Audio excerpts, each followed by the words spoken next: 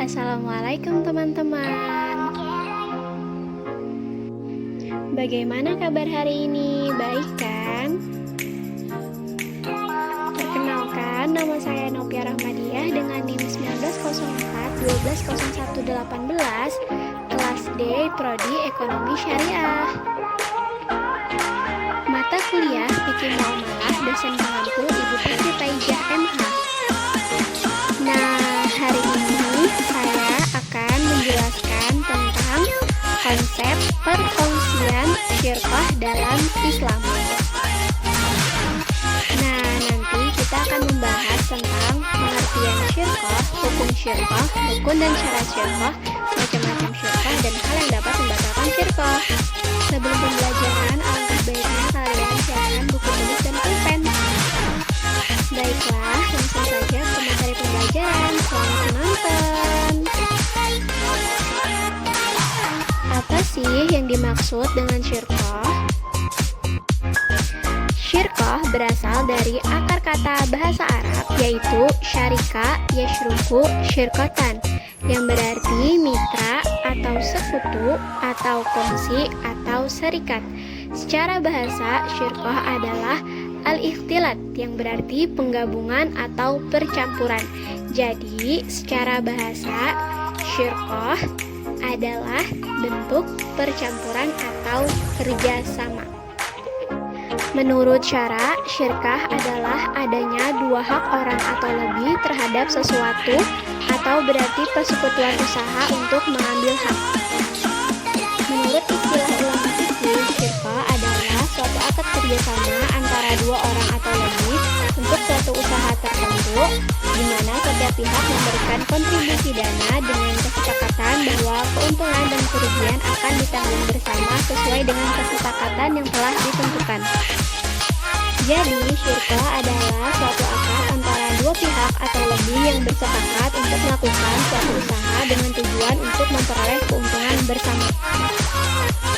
Transaksi syirkah dilandasi adanya keinginan para pihak yang bekerja sama untuk meningkatkan nilai aset yang mereka miliki secara bersama-sama dan dengan kesepakatan bersama.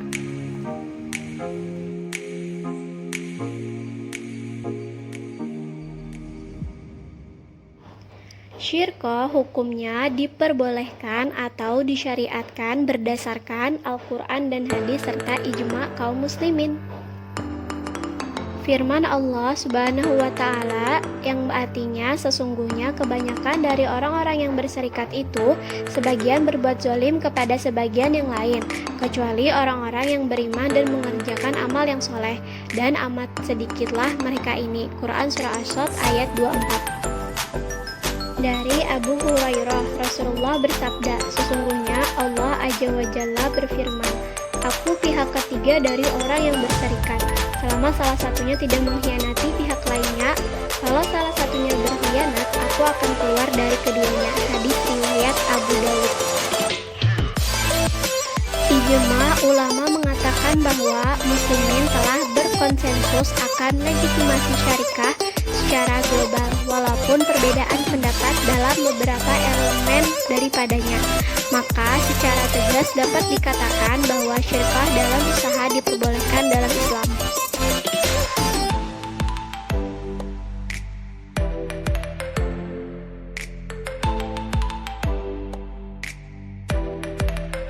Rukun syirkah terbagi menjadi tiga. Yang pertama, sigat atau ijab kabul, yaitu ungkapan yang keluar dari masing-masing dua belah pihak yang bertransaksi yang menunjukkan kehendak untuk melaksanakannya.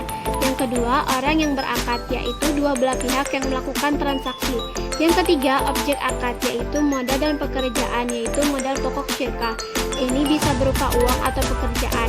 Modal syirkah ini harus ada. Maksudnya, tidak boleh berupa harta yang tidak diketahui karena tidak dapat dijadikan sebagaimana yang terjadi tujuan syirkah, yaitu mendapatkan keuntungan.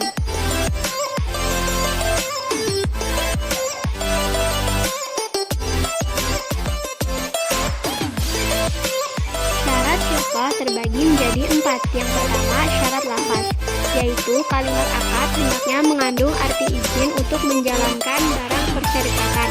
Yang kedua, syarat yang menjadi anggota persyarikatan yaitu baik, berakal, dan merdeka. Yang ketiga, syarat modal perkongsian. Syarat modal perkongsian ada dua, yaitu modal hendaknya berupa uang, emas atau perak, ataupun barang yang dapat ditimbang atau ditakar. Kedua, barang hendaknya dicampurkan sebelum akad sehingga kedua barang tidak bisa dibedakan lagi. Yang keempat, peraturan harus jelas sehingga keuntungan dan kerugian sama-sama dirasakan.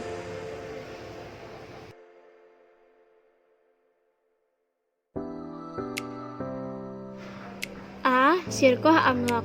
Syirkoh amlak adalah perserikatan dua orang atau lebih yang dimiliki melalui transaksi jual beli, hadiah, warisan, atau yang lainnya. Syirkoh amlak terbagi menjadi dua. Yang pertama, syirkoh jabariyah, yaitu perkongsian yang diterapkan kepada dua orang atau lebih yang bukan didasarkan atas perbuatan keduanya.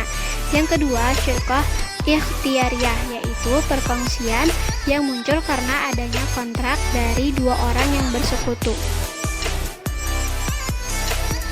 Yang B, syirkoh ukut. Syirkoh ukut yaitu dua pihak atau lebih yang bersepakat untuk menggabungkan harta guna melakukan kegiatan usaha, bisnis, dan hasilnya dibagi antara para pihak baik berupa laba maupun rugi. Syirkoh ukut dibagi menjadi 5. Yang pertama, syirkoh al-inan, yaitu kerjasama antara dua orang atau lebih dengan harta masing-masing untuk dikelola oleh mereka sendiri dan keuntungan dibagi antara mereka, atau salah seorang sebagai pengelola dan mendapat keuntungan lebih banyak daripada rekannya. Yang kedua yaitu syirkoh al-mudharabah, yaitu seseorang sebagai pemodal menyerahkan sejumlah modal kepada pihak pengelola untuk diperdagangkan dan dia berhak mendapat persentase tertentu dari keuntungan. Yang ketiga, syirkoh al-wujuh, yaitu kerjasama antara dua orang atau lebih yang memiliki reputasi dan nama baik serta ahli dalam bisnis dan mereka membeli barang secara kredit dari suatu perusahaan dan menjual barang tersebut secara tunai, lalu keuntungan yang dibagi bersama atas dasar kesepakatan di antara mereka. Yang keempat, syirkoh al-abdan, yaitu kerjasama antara dua orang atau lebih dalam usaha yang dilakukan oleh tubuh mereka, yakni masing-masing hanya memberikan kontribusi kerja tanpa kontribusi modal. Yang kelima, syirkoh al-mufawadah, yaitu kerjasama antara dua orang atau lebih, setiap pihak memberikan suatu porsi dari keseluruhan dana dan berpartisipasi dalam kerja.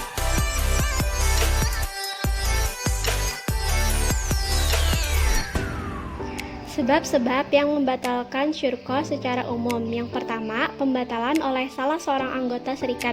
Yang kedua, meninggalnya salah seorang anggota serikat. Yang ketiga, murtadnya salah seorang anggota serikat. Yang keempat, terjadi gangguan jiwa peserta yang terus-menerus karena gila menghilangkan status wakil wakalah. Sebab-sebab yang membatalkan syirkoh secara khusus. Yang pertama, rusaknya harta syirkoh seluruhnya atau salah seorang anggota serikat sebelum digunakan untuk membeli barang dalam syirkoh amwal. Yang kedua, tidak ada kesamaan modal.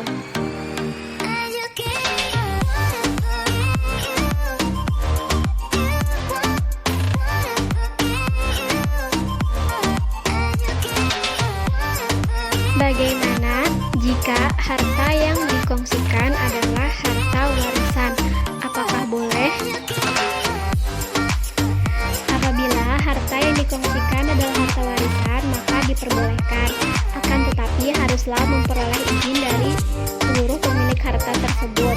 Jika tidak, jual beli tersebut merupakan transaksi yang dilarang dalam Islam karena tidak memenuhi syarat jual beli, yaitu menjual barang yang telah dimilikinya.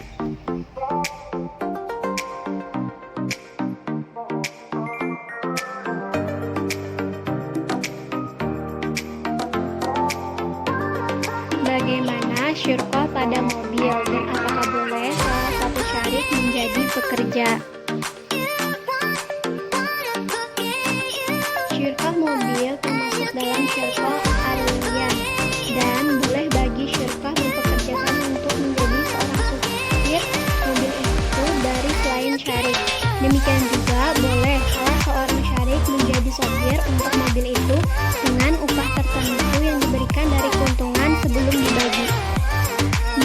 Kesimpulannya, syirkoh yaitu suatu akad antara dua pihak atau lebih yang bersepakat untuk melakukan suatu usaha dengan tujuan untuk memperoleh keuntungan.